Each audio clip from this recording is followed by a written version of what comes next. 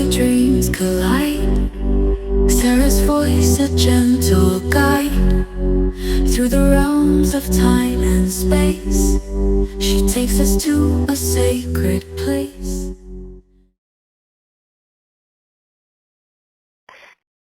What does it look like is going to happen this year? Like, what do you see? And of course it would change, right? It could change easily. It will change. It will change because the decisions that you all make influence everything that's occurring. And so it splinters off and creates new realities. But in general, we see in the reality that you're currently living in quite a few more awakening. That path will continue where people will continue to be awakened to something bigger and beyond themselves. And there's a lot of chaos that has been created in the past few years in your political realms, and it's going to have people sort of view these leaders almost as clowns, if we can say, and you're going to start seeing them more in that light than these people to really be revered and,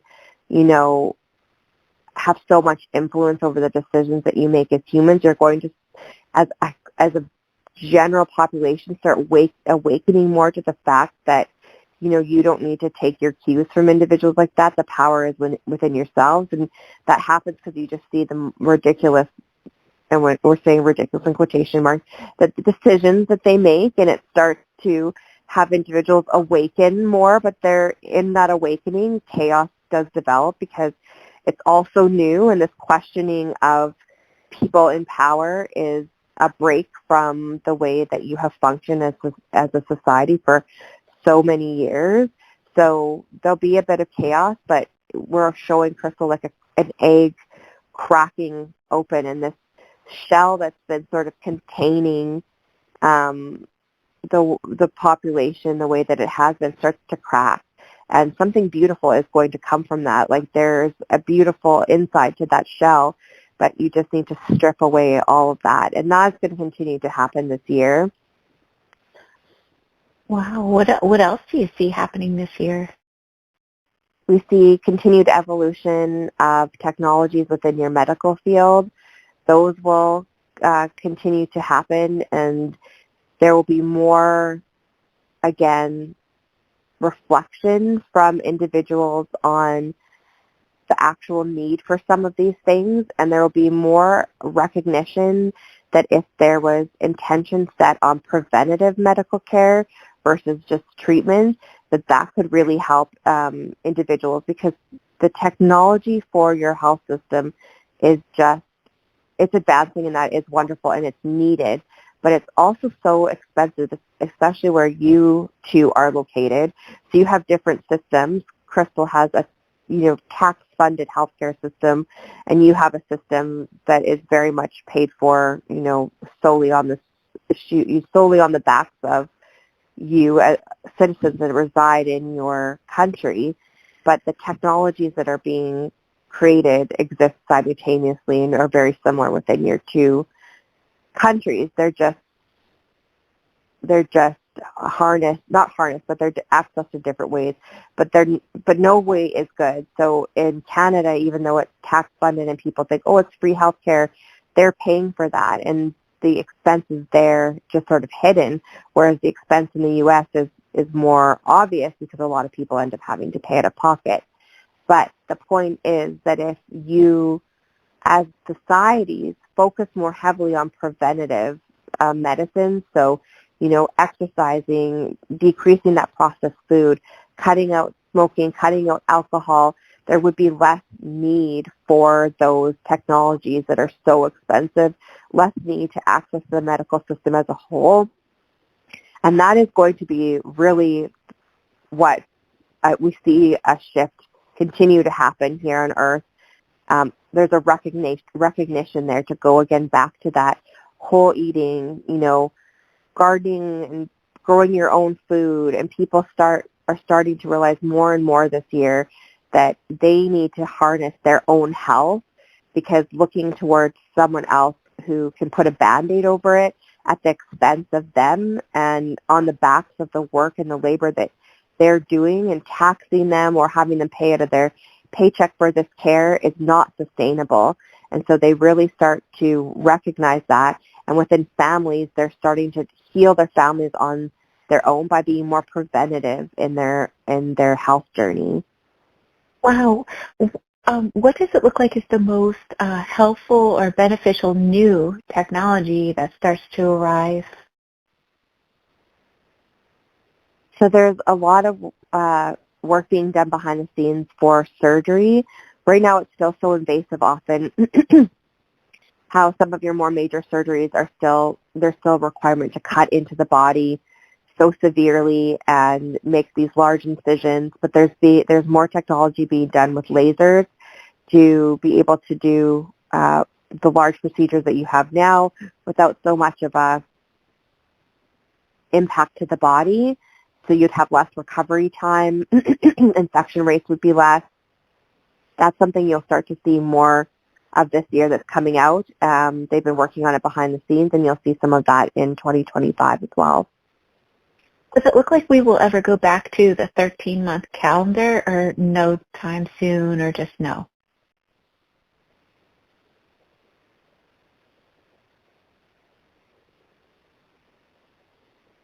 So I'm looking ahead, and I'm showing Crystal a timeline approximately 200, 250 years in the future. And the political system and, that area, things look a little bit different. So you have one part of your world. You're sectioned off differently than you currently are, but they still really believe in that 12-month calendar. But then there's two other parties within the earth who understand the benefit of the 13 months. And so what I'm seeing is that there's three systems, it looks like, that are running in the world. And one is still subscribing to the 12-month calendar. One is sort of on the fence. They've let pieces of the 12-month calendar go and are harnessing some of the great things that come with the 13-month concept. And then there's the third party that's in existence, and they fully have embraced the 13-month calendar. And we see and they're the smallest group, by the way, the ones that have embraced the 13-month calendar. But it's like they're talking about a seed that grows underground that you can't see at first, and then it, blossoms and flowers. And so eventually the small group is going to be able to harness so many benefits of the 13-month calendar that it does start to spread. So I see the one that's sort of using both the 12 and 13 months. They eventually will accept the 13 months. And then the one party that is still, securely in the 12-month calendar, people within those within that party start to leave and join the other two parties and have a recognition. Their soul is being attracted to what they're doing there. And so the party this is about, so if I'm saying it's 2025 now, 250, 300 years, you're going to see that party that is very still staunchly believing in the 12-month calendar become smaller and smaller, and the other two parties that were less in size become bigger and bigger and bigger. So it is a gradual evolution, but it is going to be happening in the future. About 300 years from now, there's a real shift. Does it look like there's like a nexus? I mean, I bet everyone just has their own, what they, like they're creating their own reality, but is there some sort of like nexus point where the timelines kind of merge together, or no? Like, is there some event that's coming soon, or not really? It's not so much an event as just sort of a natural evolution, that some of these timelines that are so similar to one another. So, for example, you just heard Crystal clear her throat. In another timeline, she didn't clear her throat. And so those are going to be such similar timelines and threads that those can almost amalgamate without any repercussion. And so what we'll start to see is that there will be falling off of some of these timelines, and not falling off, that's not the right word, sorry, an amalgamation. So very, very, very similar timelines and parallel universes and experiences. There's really going to be no need to keep them separate anymore. And so these threads that we've been speaking about, they join together, and they more become like a cord because they're thicker now. Those experiences have been joined as one. And so your splinters are actually going to become less because there's just a natural evolution of, an acceptance that there's no longer a requirement to be living so many separate things. You've got what you needed from those experiences, and you can amalgamate some of those lives. And so, like I said, the threads join together, and it actually becomes a thicker cord. And so you will eventually have less of those timelines occurring because they were so similar anyways.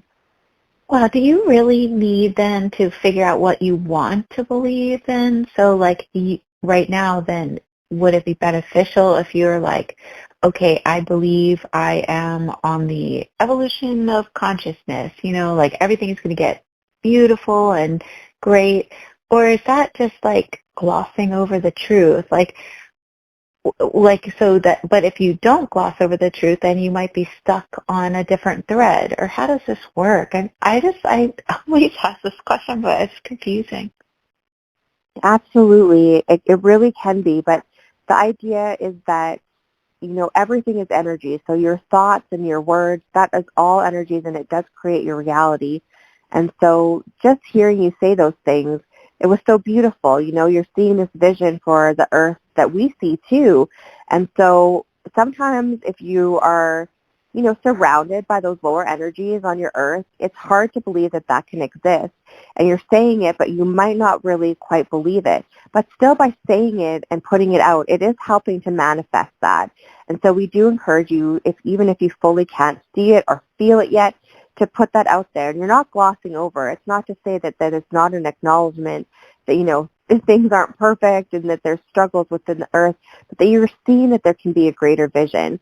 And that will help you pull yourself out of the reality that you're in and move on to some of these higher states, some of these higher dimensions.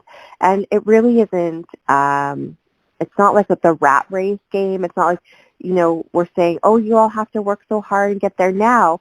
You're going to do it naturally as far as what works for your soul and the evolution that you're meant to take. But, for those of you interested in going into these higher dimensions, but you have a level of uncertainty, well, the spark and the interest is already there. And so you're already starting to naturally shift without even having to do much. But by speaking some sounds and words and putting some visions out into the universe, that really just does help to have that energy swirl around you to facilitate that evolution more quickly. And the more that you say those things and the more that you, envision them, it becomes like second nature, and it becomes less clunky, and it doesn't feel like you're glossing over. You start aligning more with those energies and feel a pull to those higher dimensions naturally. So we do encourage you to say it even if you don't believe it, because that energy does help propel you forward. Wow, thank you for that. A lot of people talk about, they know that they should eat well. They know they should, not drink so much caffeine. I'm talking about myself there. But they also know that they should meditate, and they just don't do these things because they maybe just, they're busy. Like, what is the best advice for people right now? Like, how can we, really help create this evolution of consciousness the easy way? So the biggest thing and the easiest thing that we can say to start small. And so, instead of thinking so much about maybe taking away, think about adding in. And so if you drink caffeine, it's a natural dehydrator. Your body is, as you're well aware, functions so much off of water. So start adding in more water.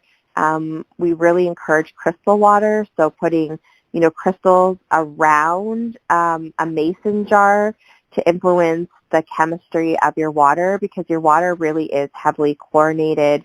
It's not as clean as we would like to see, But you can change that. You can change that by setting an intention. So even taking a piece of paper and writing the word that resonates with you for the day, so love or acceptance or joy, and putting that near your water and just letting that infuse for a bit, or taping it to the bottom of your mason jar, throwing a few amethyst, rose quartz, clear quartz crystals in your water, or setting it near, again, the jar itself, to really change the structure of the water to be more beneficial for you, and adding in that hydration. So again, we're not saying, Sarah, stop drinking your matcha today. You got to cut it out completely. No, it'll be gradual. Start implementing. Okay, good, because I'm drinking it right now. Oh, sorry, go ahead. Of course, and we understand that. So just start trying to add better things in, and naturally, eventually, in a way that you won't feel like you're taking away something you love and that you're stripping away something you enjoy so much, it will just naturally start to fall off if you start incorporating better things. So for people that eat a lot of fast food, if they go home, throw a salad on the side of your burger and fries that you've just picked up from a fast food restaurant. Have for dessert a few apple slices. Just start adding those types of things in, and eventually what happens is that your body naturally nudges you to say, I want more of that and less of that, and it becomes a natural evolution. So what happens if people, and this is really sort of apt timing because, it's January 1st today, you're entering your new year, and a lot of people make grandiose New Year's resolutions that fail because you're stripping away something that brings you such comfort. So if you, drink your caffeine, you're doing it because it brings you some sense of joy or energy, even though it's not great for you. So by stripping that away right away, it's such a jolt to your system that your mind is now just craving what you've stripped away because you've done it in a way that is so harsh. But if you do it gradually, and like I say, not even saying you have to take it away, but just adding another beneficial thing, your soul, your body, your natural chemistry will start saying, I want less of that bad stuff and more of that good stuff, and it just naturally will evolve. Thank you for that. Is there any, from the other side, can you see any tricks or methods for anti-aging? I mean, to, not only feel younger, but to look younger, because in the society, people, when they just want to look younger, I mean, everyone does. So everyone asks us in their sessions, do you see any other ways? So one way, hydration is huge.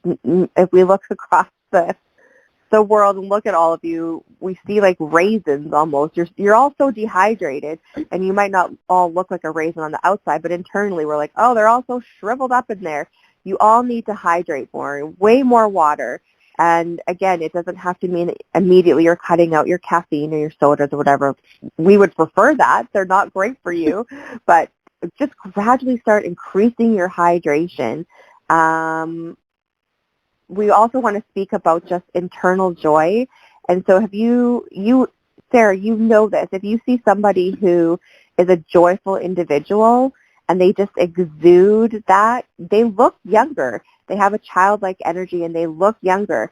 Now, if you look in like Hollywood, for example, that area, there are individuals who have got so many cosmetic procedures done that, they don't have a line on their face.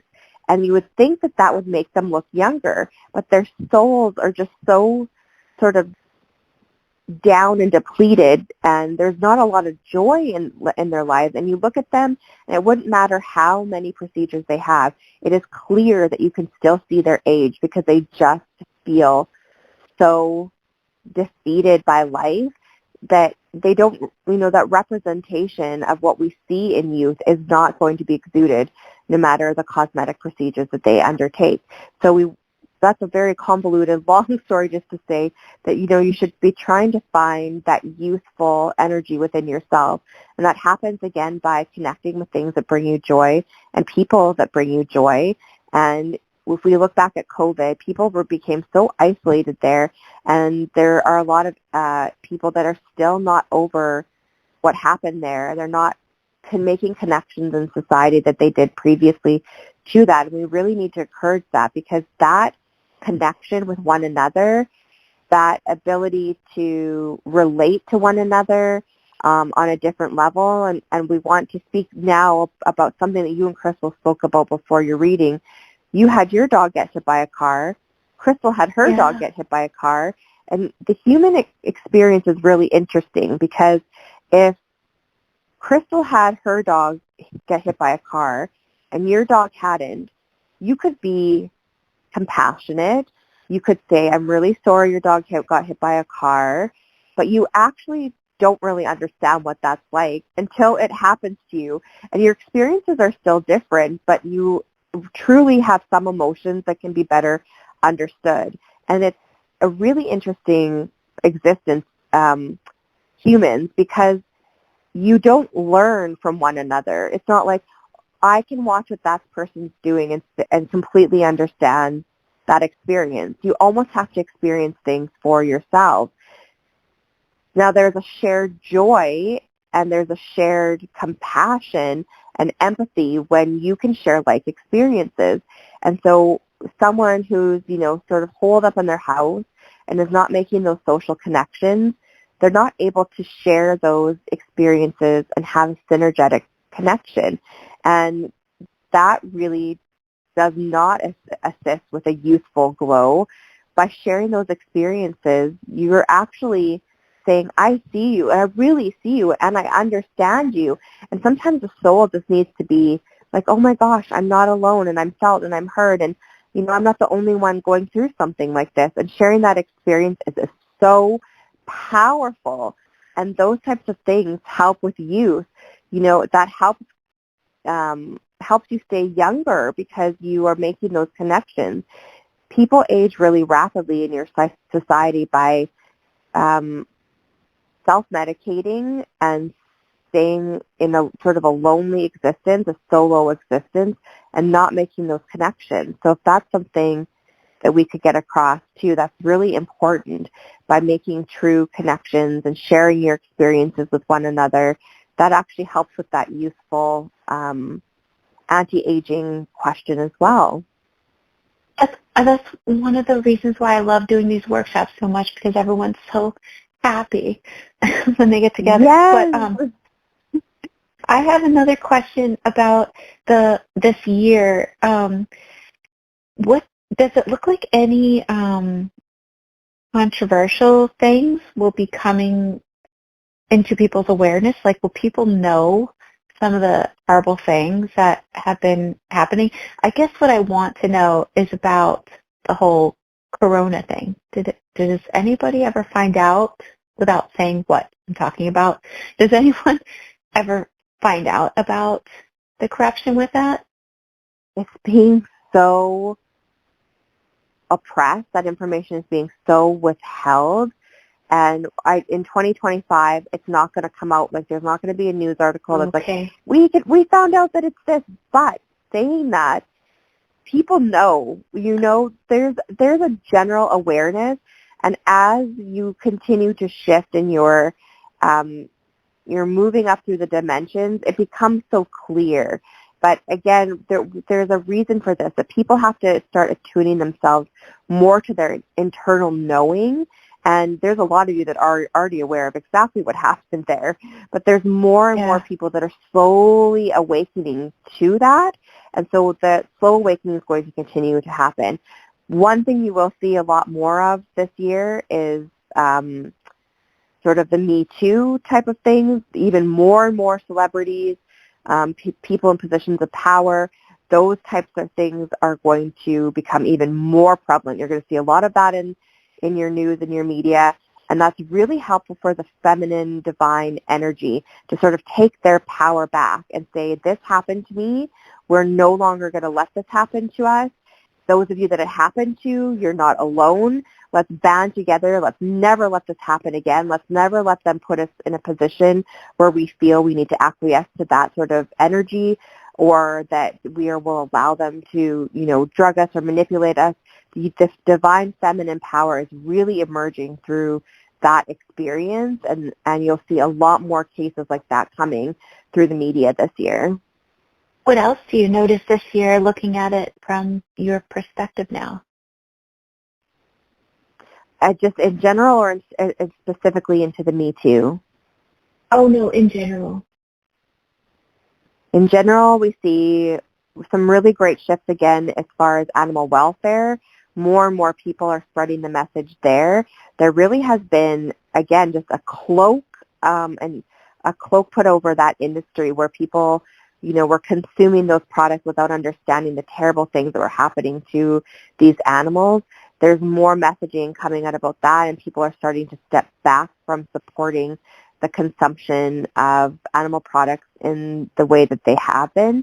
And so, again, it's just an attunement within people. They're starting to awaken and recognize, and not everyone's going to be following, for example, PETA all of a sudden and being like these advocates or activists, but their internal systems are just naturally going to be start to awaken, just like we talked about with the corona. And they're going to start seeing more articles. There's going to be more conversations about that. And that industry continues to really get a highlight placed on it. I'm just showing Crystal a big yellow highlight on that whole industry saying, look at what they've been doing. And so there's going to continue to be a shift there. There's going to be a continuing shift towards sort of the homestead atmosphere and growing your own goods. And if you feel like you can't grow your own produce, supporting someone who lives near you that could help you with that and accessing and sourcing more locally. But also we want to say, keep your eyes open, because even within that, oh, I'm local, support me, just because they're local doesn't mean that they're doing, that their business is functioning for the greater good, or that they're, sustainable, that they're utilizing the practices that are really beneficial for Mother Earth.